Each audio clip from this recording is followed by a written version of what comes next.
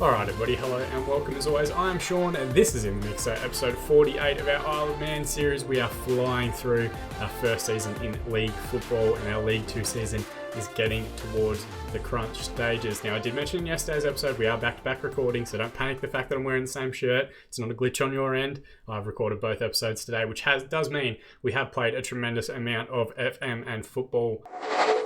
Let's jump, blah, blah, blah, blah. Let's get our tongues untied and then jump in and have a look at the results that we've had since then. So we're currently 35 games played. We do have one game in hand, which we are going to catch up today, sitting in 5th position on 59 points. If we do win that game, we will keep pace with Wimbledon. We've brought back Doncaster. We've reeled in Scunthorpe. We've caught up to Crewe, and we are on a fantastic little run. Of course, in that last episode, a defeat to Leyton Orient, who were down towards the bottom of the division, very frustrating. Then a 1-1 draw with AFC Wimbledon. They are one of the better sides in the division, so nothing to sneeze at there.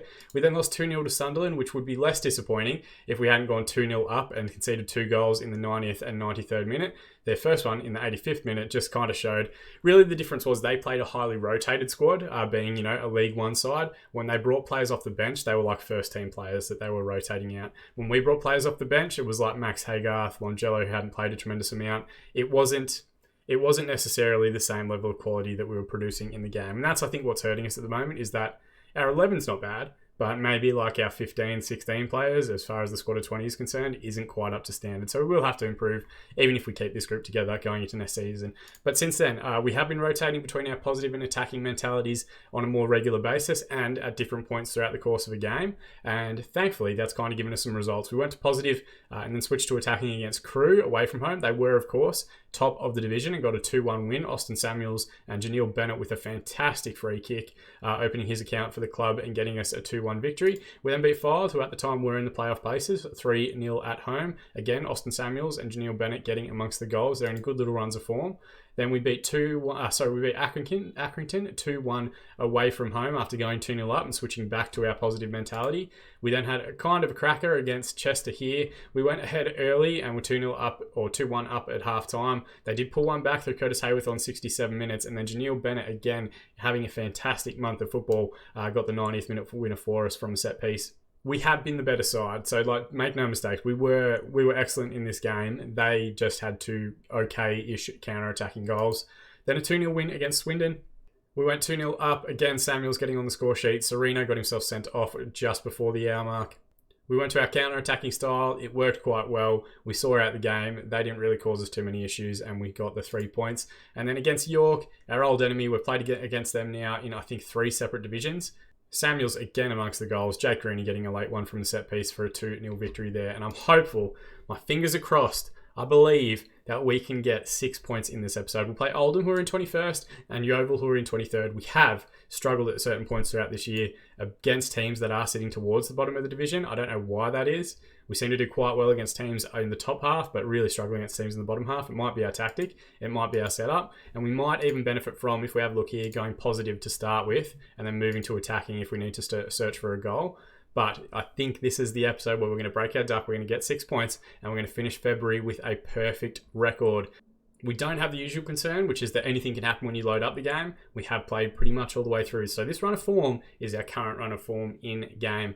More than enough of an intro from me though. Let's jump in and have a look at the 2 lineups for the match.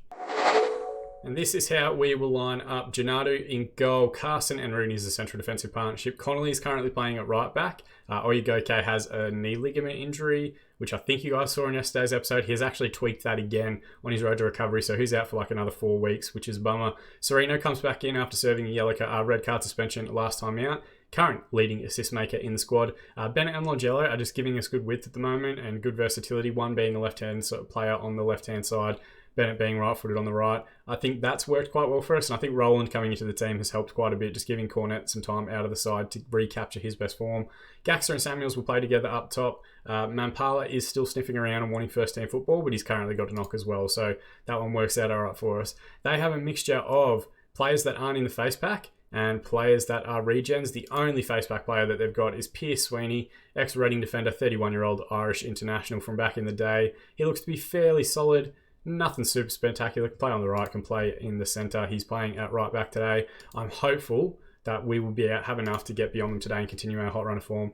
We're starting here, early throw into Connolly, rolling with the ball in towards Samuels. It's header away. And now Marsh with a long ball forward. Carson should bring it down without any issues. We've got a 2v1 on the left if we work this quick enough.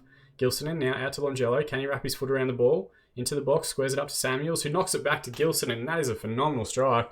We've seen a couple of times layoffs for Zach Gilsonen to have a go from the edge of the area, and that is his 4th goal of the season. It has clipped the inside of the upright as it's gone in as well. We'll check it out here in 3D. Longello does well, just takes the man on, plays it back. Samuels has intelligence to knock it back to Gilsonen, who had time and space, and he has put that one right into the top corner, or the pigeon as we used to call it in school. And we go an early goal ahead, but there is an immediate highlight here.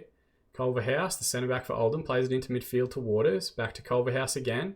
All the way back to Samos in goal. Long one forward. Bennett with a good header to Gaxa. Can we work a 2v1 here on the right-hand side?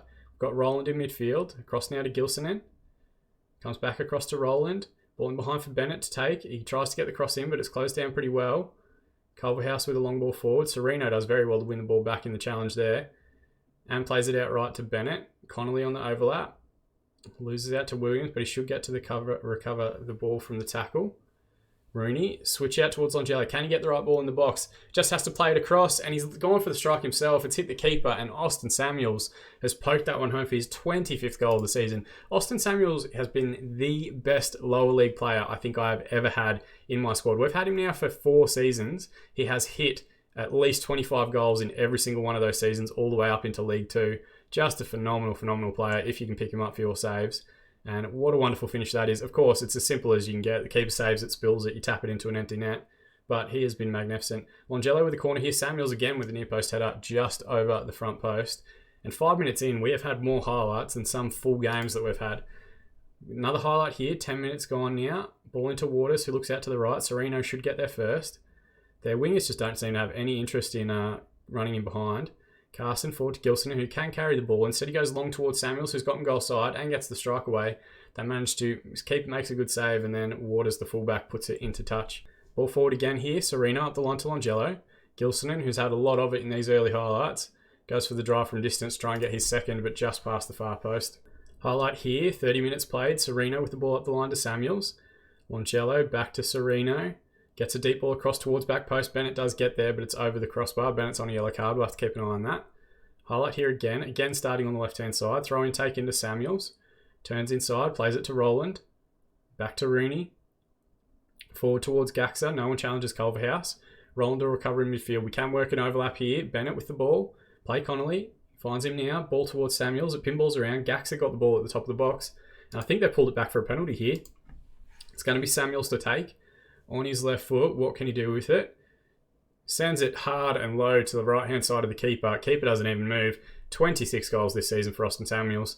It was hard to tell in the build-up there. I didn't quite realise the penalty had been given until a couple of seconds after, but an excellent penalty. And he is on a first-half hat-trick with 3-0 up against Oldham. And isn't form just the weirdest thing in the world? We're going to demand more for the last 10 minutes here. We've got a throw in on the right through Connolly. Finds Gaxa. Cuts it back to Bennett. Squares it up to Samuels. It pinballs around, but Simos is equal to it. Comes out and claims, then he puts it out into touch. As we look at the league table down here, we move up into 5th spot, 62 points. We're only 4 points off top spot. Crew have kind of fallen apart a little bit in the new year here, and we're right back in with a shout for automatic promotion places, and potentially, if we keep this run of form up for the next month, getting back up towards, dare I say it, championship potential. 2 minutes added on there, and we're through that now. So 14 shots, 8 on target, 57% of the ball. They've had 2 shots, 1 on target, 43% of the ball. We don't need to change anything. Very happy with the way things are going, lads. Keep it up. And as always, we'll give it to the hour mark before we make any subs, fitness changes, anything like that. Longello finds Gilson at the top of the box here, and he gets the strike away. It was curling back towards goal, but keeper looked to have it covered as it sails over the crossbar. Throw in here, Connolly to take. Finds Gaxa. Back to Roland now. Across to Gilson in the midfield. He's sitting on yellow as well. We've got a couple of players now riding that yellow card wave, so that will probably help us make our subs once an hour's gone. Ball out left with Sereno. Deep ball in towards Gaxa, who ended up with the header. And if he had got that on target, he'd have a goal to his name. Instead, he blazes over the crossbar. First real highlight we've seen for Oldham here. Ball back in midfield. It's played forward to who? Now to Waters. Looks out left towards Marsh, the fullback. Goes past one challenge, tries to get it in towards back post. They've knocked it around and they've pulled the goal back. First highlight we've seen for them, and Tristan Abeldean Goodridge, he's got all the names and all the letters, manages to find the back of the net here. It's just a poor challenge there from, I think it's Bennett. Deep ball from Marsh, knocked down by Thompson, side-footed home by Aberdeen Goodridge, and they have pulled the goal back just to make it a little bit interesting. But I would think that we still have enough quality about us to get through this one. All right, through an hour now, and the biggest concern for me is the yellow card. So we're going to bring on Cornett to play as the Messiah for Gilsonen. Bennett can come off for David Wang, and Gaxa can have a bit of a rest. We might try something different. We'll play Jasper up top. He hasn't played much in the last month or so, with Longello having a relatively nice little purple patch of form. Going to use our Get Creative shout as well. We're going to throw in here on that left-hand side. Samuels knocks it back to Sereno. Backstick runner towards David Wang, who gets a shot on target, and Culverhouse has put it in off Hugh. We're going to check this one out in 3 dimensions. It's about as unfortunate an own goal as you're ever likely to see in football, let alone Football Manager. Sereno with the ball in here to Longello. They work it quite well. Samuels knocks it back to Sereno. Deep ball across. David Wang does well to get that on target, and then Culverhouse goes to clear. He clears it straight into the chest of Hugh. His chest is made of steel, apparently. That would have absolutely killed me. 10 minutes remaining. We're going to use our demand more shout just to try and give everyone some focus through to half-time. Let's keep this to 4-1. The clean sheet would have been nice, but it's not important if we get the 3 points. 3 additional minutes now. First highlight we've seen in really the last little part of the game. Rooney with the ball. Looks for the switch out left towards Longello, who has gotten goal side and finds the finish. His 5th goal of the season. He has been absolutely fantastic this season. His Sylvester Jasper, for what we're paying him, hasn't really given us the return on investment we wanted. Longello has been patient, and when he's played, he's been absolutely excellent. And this is a great ball from Rooney. Just a long one into the corner flag. Defence loses track of Longello. Keeper comes out, and he just slides the ball past him from the angle for his 5th of the season, and the sealer to make it 5-1 in the match. Through injury time now, and the referee calls full time. 28 shots, 12 on target, 58% of the ball. They had 9, 7, and 42. And we continue our little hot streak, and this is the one. I can feel it. This is where we get our first of the season 6-game episode. I took them for granted when we were getting them all over the shop at the start of the series. Now that we actually have the chance to get back-to-back wins in an episode, I'm definitely going to try and take it all we can. 5-star FC Isle of Man triumph, 9.3 match rating for Austin Samuels with his double was absolutely excellent. Let's tell him how superb he was, and he is, of course, in wonderful, wonderful morale. Other than that, though, we pretty much have a full squad to jump forward, but we do only have 2 days here that you can see. I'm going to give everybody a rest just to make use of that little bonus that you seem to get from rest days when it comes to everyone's form, fitness, whatever else. And magic of editing, we're to jump forward to the game against the Oval now. And just like that, we are 2 days ahead. It's an unchanged lineup for us. We don't need to make changes if they're in good form. I'll continue to reward good performances. As far as the Oval are concerned, they're playing very similar shape and formation to us. It looks like the wingers are the 2 furthest forward players. Looks like they've got one leading forward and one kind of like deep line, potentially target man instead of a false 9. But otherwise, they're almost a mirror image of each other. We'll look at the 2 wingers, which are the creative hub in our side. They might be similar for them. They've got Cowlin Boyd Muntz, 26-year-old Northern Irish young under-21 player. Looks okay, nothing spectacular. I wouldn't take him in our lineup. They've got Maziar Kuyar, an Afghani player, which you don't see too often. Ex-Walsall junior, now playing at Yeovil. 3 goals this season to speak of. Up top, Arnold is their leading scorer, who's come through their youth academy, 61 goals in 206 games. Fairly decent return for him. Cotter at right back, ex-Ipswich Town player, whose name I recognise. I'm not sure why, though. He looks to be fairly solid. So, they've still got some good players about him. And I've said this, I think, every episode so far. The difference between, Vanarama National and League 2 football is that if you give them one opportunity in League 2, they will probably take it just due to the individual quality they have. I'm going to say, come on, lads. Oh, let's go passionate. Come on, lads. Fans want to see us in an automatic promotion spot. Let's get a win here. And we've had Jake Rooney respond positively. I'm also going to tell the front 2 that I have faith in them. And that's also worked on Zach Gilson as well. So if Austin Samuels can keep finding the back of the net, we are going to be well and truly on our way to a very, very successful season. Well and truly ahead of time where I thought it was going to be when we sat down at the start of the year and looked at the squad and the season preview for the rest of the league and some of the wages that everyone else is spending. Sereno with the ball in here to Longello. Cotter goes through the back of him, but Longello recovers. Samuels cuts it back towards Gaxa, who gets the header across, but just over the crossbar. Good press there. If we had just slid that into that middle area, would Gilson have reached the ball to try and find the finish? We'll never know. Long ball forward here from Allen. We're through 30 minutes now. Back to Cotter. Now Fenton. Into Worthington in midfield. We didn't talk about their midfield too. Boyd Muntz on the left-hand side now. Cuts it back towards Walters, who gets the header back in. Christopher Walters, only his 2nd goal of the season. And it's hard to tell because we haven't seen that many highlights if this actually was against the run of play. But it's a good cross-field switch. That's what's kind of hurting us at the moment. Midfielders getting the time to turn and put balls in behind. Connolly's all over the shop, but Boyd Muntz gets it back in. Good header from Walters, to be fair. He's a big boy, much bigger than our defensive line. And they do go a goal ahead. We're going to demand more. We are still on positive as well. Nothing to panic about yet. But if we do fire a rocket at halftime, we will at least have the ability to switch to our attacking structure. Gilson switches the ball out to the right. Bennett might pull one back here. Samuels with the header just over the crossbar. No further highlights in the half. 2 minutes to be added on here, which the referee calls now. They've had 7 shots, 4 on target, 47% of the ball. We've had 5, 3, and 53%. So we're going to go aggressively. Where is your passion, lads? And we're tactically going to mix it up and go to our attacking structure. Just push everyone on a little bit higher and see if potentially we can take the game to them a bit in the second half. As always, we'll give it to the hour mark before we look at subs, but we do have Carson, Sereno, and Gilson all on yellow cards, which is a bit of a concern. And you know what? We're going to make those subs now. So Carson will come off for Bellahoon, Sereno will come off for Melbourne, and Gilson will come off for Cornet, who will play as the Messiah. We're going to passionately say, looking for you to make a difference. And we're also going to use our Get Creative shout. 15 minutes remaining. We might be cursed here. We're going to demand more for the last 10. We might be absolutely cursed. We've been on a run of about 7 wins in a row. And just when we start recording, that all goes out the window. 4 minutes to be added on here. We haven't had a highlight at all in the second half here. And the referee's called full time. We're cursed. There's nothing I can do about it. We are cursed. As soon as we hit recording, everything just goes to shit. 9 shots, 4 on target, 53% possession. 8 shots, 5 on target, 47% for us. But most importantly, they've had the goal. Why are we struggling so much against teams towards the bottom of the division? I don't understand. Assertively, you weren't good enough today. And they've at least all responded positively. But my God, they were down in 23rd. They're still in the relegation spots. They're still probably going to go down, being a good 6 points off 22nd place. But they've found enough in them to get beyond us today, and that absolutely kills our momentum. If we had have won, if we had have gone to 65 points, we'd be 2 points off top spot. We'd be within a game of going top of the division. Absolutely batshit crazy form at the moment. We've got 6 yellow cards apparently. I don't really care. Colin Boyd Muntz, who we did speak about in the build-up, with his 1 assist gets the man of the match award. Now, what does that do to our run home?